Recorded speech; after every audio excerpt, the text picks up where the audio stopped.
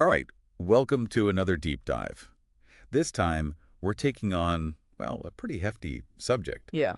Benedictus Spinoza. Big name. And we know you want to get to the heart of these big ideas without, getting bogged down in a ton of details. Right. And Spinoza can be pretty challenging. He's got this super systematic way of thinking about, well, everything Everything. from the nature of God, like literally the nature of God, to our emotions and how our minds and bodies work. Yeah, he covers a lot of ground. He does. So our mission this time is to be your guides. We've been through the material, and we're going to point out the most interesting trails, the really unexpected viewpoints that you might not expect to find. We want to give you the really significant and thought-provoking ideas. Core. The core, exactly.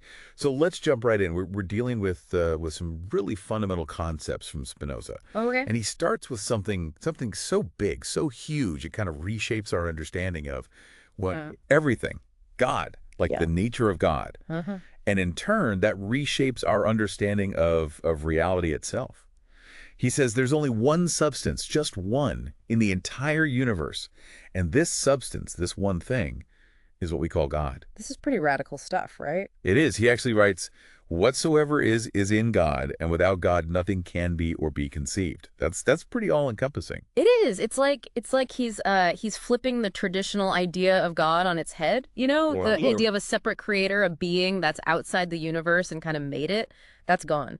For Spinoza, everything that exists, everything we experience, from the chair you're sitting on, the thoughts going through your head, right now, the vastness of space, Right. it's all God. It's not a metaphor. It's a fundamental unity. Like there's no separation. Okay, so how does that work? I mean, the physical world, the things we can touch and see, that's extension, right? Yeah. But what about thought? What about ideas? Yeah. Well, for Spinoza, those aren't separate creations. Extension and thought, they're like fundamental aspects of God, like two sides of the same coin, two parts of this single infinite divine substance. Okay, so everything is in God. Mm-hmm.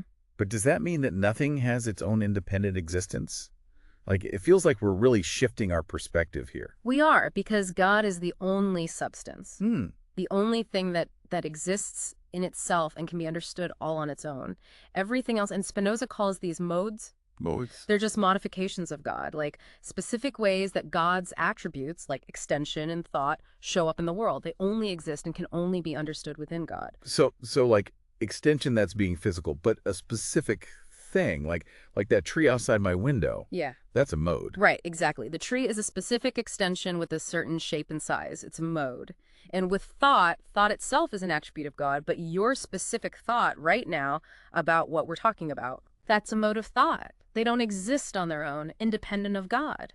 This is where things get really interesting. Okay. Because if God is literally everything, then what does that tell us about God's nature? Mm-hmm. And this is where Spinoza breaks from a lot of traditional thought. Okay. He says God doesn't have an intellect or free will the way we humans do. Right. That's a huge departure. It is.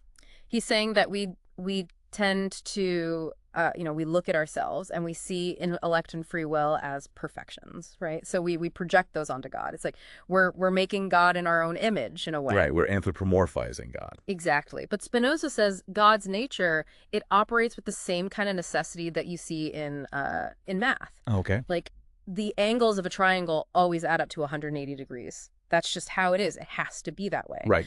So for Spinoza, everything in the universe, it flows from God's nature the same way those properties of a triangle flow from its definition. So there's no room for God to just kind of choose what happens or make random decisions. Nope. No whims. It's all very determined. A deterministic universe. Yeah. So when we talk about God's power, then we're not talking about some kind of force that God can use or not use. No, not at all. God's power, it's not separate from God's being. It's the same thing. It is God's essence. There's this proposition 35, where Spinoza says, Yeah. whatsoever we conceive to be in the power of God necessarily exists. It's like God's power and God's being, they're one and the same, and everything flows from that power. Even the essence of all things, like Yeah. what makes a thing what it is. Exactly. He's the cause of their existence, but also like their fundamental nature. What makes a tree, what makes a rock, it all comes from God. And this leads us to this idea that everything's connected, right? I mean, not just that everything exists within God, Right. but that everything's linked together through this chain of cause and effect, Yeah. like this massive web. And it all goes back to God's nature. Yeah, that's a great way to picture it. Every single event, everything, it exists and acts in a particular way because of the divine nature. And Spinoza is very clear about this. He says, nothing in the universe is contingent, but all things are conditioned to exist and operate in a particular manner by the necessity of the divine nature. Okay, so contingent, that means like it could happen or it could not happen, Correct. right? Like whether it will rain tomorrow. Yeah, exactly. But Spinoza would say if we see something as contingent, that's just because we don't know enough. We don't see the whole picture. Right, exactly. We don't see the full chain of causes.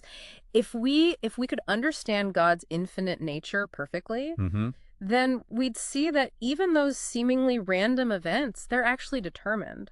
And here's another layer to this. Spinoza also believed that God creates everything in a state of ultimate perfection. Oh, wow. Yeah, which makes sense if you think about it because God's nature is perfect. So everything that flows from God is also perfect. Even things that to us might seem like imperfections. Like a natural disaster or a disease. Yeah, those are just part of this perfect unfolding of reality. Okay, let's shift gears a little bit. Yeah. Spinoza, he spends quite a bit of time critiquing this idea of final causes. All right, final causes. This idea that nature or even God acts with a purpose in mind. Like it's all working towards a specific goal, especially for us humans. Yeah, like the sun was created to give us light and warmth, that kind of thing. Exactly. And this is still a pretty common way of thinking, even today. It is. And Spinoza sees it as a kind of human prejudice, a prejudice that comes from, well, from our ignorance. Ignorance of what?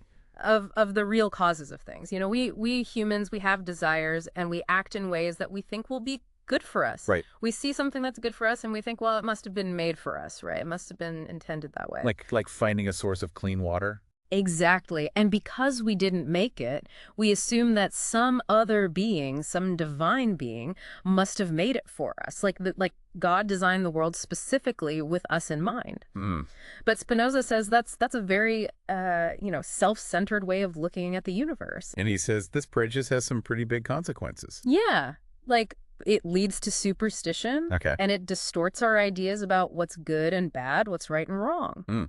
How so? Well, if we think nature's working for our benefit, then when something bad happens, like an earthquake or a plague, Right. we think, oh, God must be angry with us. We must have done something wrong. It's like we're being punished. Yeah, Yeah. exactly. And this leads to all kinds of fear-based beliefs and practices. But Spinoza says, no, those so-called imperfections, they're not signs of God's anger. Mm. They're just necessary consequences of how the universe works. Okay, so instead of seeing the world through this lens of purpose, Spinoza's advocating for a different kind of understanding. Yeah. A more almost a mathematical understanding. That's a good way to put it. It's about understanding reality based on its inherent nature and how things logically follow from that. Like deductions in math. You start with certain axioms and everything else follows logically.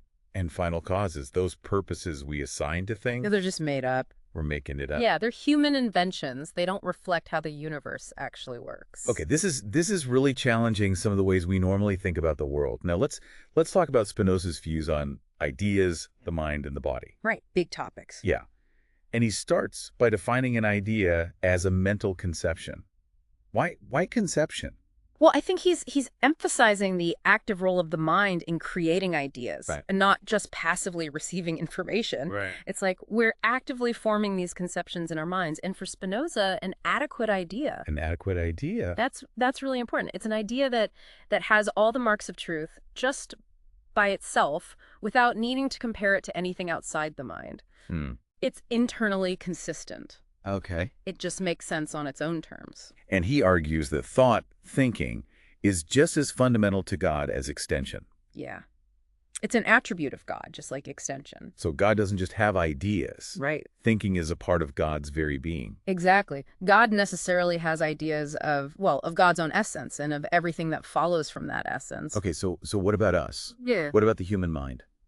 Well, for Spinoza, the main object of the human mind is the body, The body. a specific mode of extension that's actually out there in the world. Our physical body. Yeah.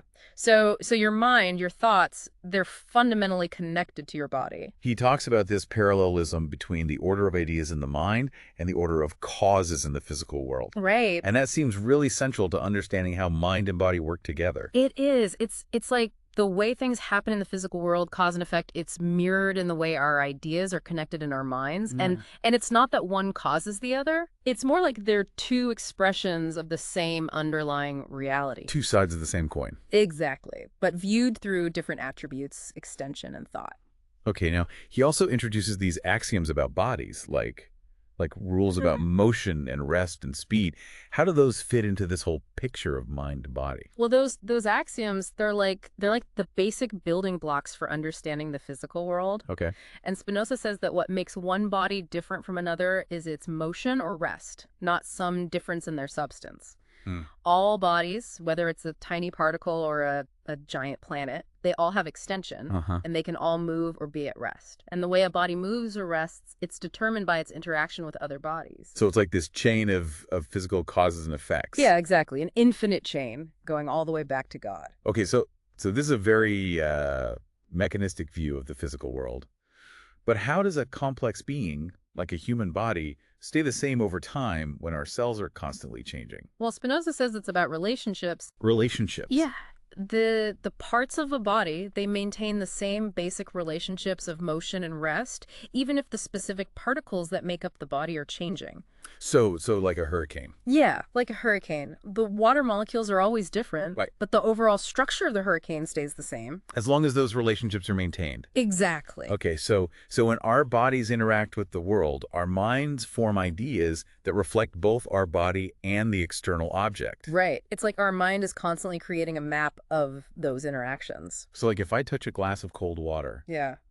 my mind forms an idea that involves both my body and the water. Right. Both the sensation of coldness and the properties of the water itself. And he says that imagination, just imagining things, isn't inherently bad. No. It's only when we confuse our imagination with reality that we run into problems. We think something we imagine is actually happening. Yeah.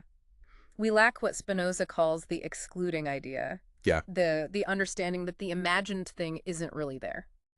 This also explains how ideas get associated in our minds, right? Yes. If our body experiences two things at the same time, the thought of one can trigger the thought of the other. So it's all about these connections and relationships between ideas. Yeah. And it's interesting because Spinoza says our minds only know our bodies through these ideas. We don't have some kind of direct access to our body's essence.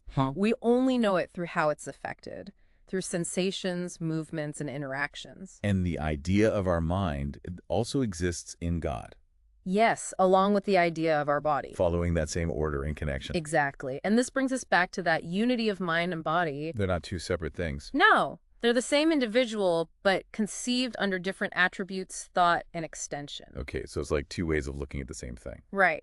And our mind only knows itself through the body, through the ideas of the body's modifications. And he also points out that we don't actually know all that much about the parts that make up our own bodies. Yeah, that's kind of surprising, right? It is. But it makes sense if you think about how complex the human body is. Okay, now he introduces these three kinds of knowledge. Okay. Knowledge from experience, knowledge from reason, and intuitive knowledge. This seems really important for understanding how we know what's true and what's false. It is. So knowledge from experience, that's the kind of knowledge we get from our senses and our imagination. It's often very fragmented and based on fleeting perceptions. It's useful in everyday life, but it can also lead us astray. Okay. Then there's knowledge from reason. This is based on common notions and adequate ideas, those ideas that are true in themselves. Right. This kind of knowledge is more coherent, more stable, and it's necessarily true. And finally, there's intuitive knowledge. This is the highest kind of knowledge. Okay. It comes directly from an understanding of God's essence. Ah. And it leads to an understanding of the essence of particular things. So it's like the most direct and certain kind of knowledge. Yeah, exactly. It's the most profound form of knowing. So only that first kind of knowledge, the one based on experience, can lead to errors. Right. While the other two, reason and intuition, Those are always true. Exactly. And when we have a true idea, we know it's true. Mhm. There's a kind of inner certainty that comes with it. And every idea of something that actually exists, it points back to God's essence. Yeah. It all goes back to God. That interconnectedness again. Exactly. Okay, we've covered a lot of ground here. We've talked about the nature of reality, God, mind, and body. Now, what about the ethical implications of all this? Spinoza talks about how understanding his philosophy can be good for us, can help us live better lives. He does. He believes that his philosophy can lead to a more virtuous and fulfilling life, and ultimately a happier life. So first of all, it teaches us to act in accordance with God's decree. Okay, but God's decree in this context means, Well, remember, for Spinoza, God is the necessary order of nature. So acting in accordance with God's decree means living in harmony with nature, okay, accepting the way things are. And that brings a sense of inner peace. Second, it helps us deal with the ups and downs of life, okay. the good times and the bad times, because we understand that everything happens from the same divine necessity. So we don't get too carried away by the good or too devastated by the bad. Exactly. We see it all as part of the grand scheme of things. And third, it helps us get along with other people. Okay, how so? Well, it teaches us to avoid hatred, contempt, envy. Those are pretty strong emotions. They are. But Spinoza says we should cultivate helpfulness and compassion based on reason, not just on fleeting emotions. So it's about making ethical choices based on understanding, not just on how we feel at the moment. Exactly. And finally, Spinoza thought his philosophy could also benefit society as a whole. Okay, interesting. How? Well, it could guide governments towards freedom and understanding instead of, oppression and control. So it's not just a personal philosophy? No, it has social implications too. Okay. Now, he also talks about the active and passive aspects of the mind. How do those work? Well, he says that when our minds have adequate ideas, we're active. Active. That means we understand things clearly, we know the true causes of things, Yeah. and we act according to reason. But when we have inadequate ideas, Right. we're passive. We're at the mercy of our emotions, what he calls passions. So our actions are driven by feelings rather than understanding. Yeah, and Spinoza says that whatever increases our body's power of activity also increases our mind's power of thought, and vice versa. Okay, so mind and body are working together here. Definitely. And he defines pleasure as moving to a state of greater perfection, Good. greater power. And pain is the opposite, moving to a state of lesser perfection. And desire is our basic striving, our appetite, but with the awareness of it. We're conscious of our desires. Exactly. And he says that pretty much anything can become linked to these feelings of pleasure, pain, or desire. Right, through association, even things that have no inherent connection to those feelings. Just because they happen to occur together at some point. Yeah, exactly.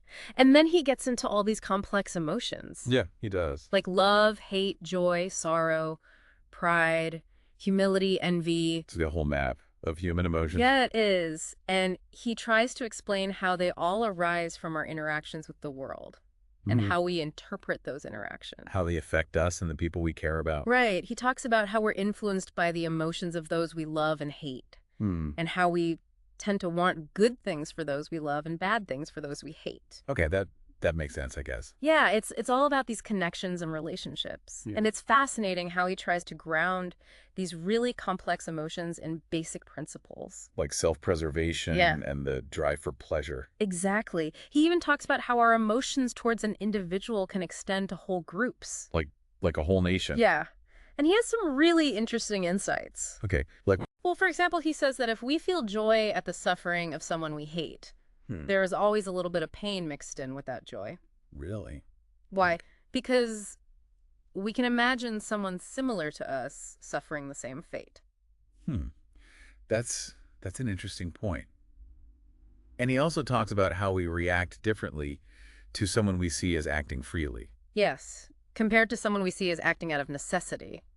Our emotions are stronger when we perceive free will. Okay, he also defines emotions like hope and fear in terms of pleasure and pain related to future events. Right. And he keeps coming back to this idea that nature doesn't have a purpose, so any purpose we see is just our own desires projected onto the world. Exactly. He's very consistent on that point. And he says that things like perfection and imperfection, Yeah. they're not real qualities in the world. They're just how we think about things. They're relative to our own judgments and comparisons. And he reminds us that we're not all powerful. Right. We're part of a larger order, and we're subject to forces outside our control. And this leads to a really important point, that our passions, our emotions, Yeah. they can be stronger than our reason. They can. And sometimes they overpower our reason. So just knowing what's rational isn't enough to control our emotions. Unfortunately not. Spinoza says that emotions can only be controlled by other stronger emotions. Okay. And emotions about things that are present are stronger than emotions about things that are absent. So like if I'm angry about something that happened in the past, that anger might not be as strong as if it's happening right now. Exactly. And emotions about things we see as necessary, Mhm. those are stronger than emotions about things we see as just possible. So we're constantly battling between reason and emotion. It can feel that way. But Spinoza does give us some ways to manage these emotions. He does. He says reason tells us to seek what's truly good for us, Okay. which is ultimately preserving our own being, our own existence, Hmm. and that striving for self-preservation, when it's guided by reason, that's virtue. Okay, so virtue is about self-preservation. But in a rational way, not just blindly trying to survive at all costs. Right. And reason also tells us that what's most useful to us are other human beings, Other people. but other people who are also living according to reason. So virtuous people are good for each other. They are. They help each other flourish. And acting virtuously means acting according to reason to preserve our own being. Yeah, that's the key. And what does reason ultimately lead us to seek?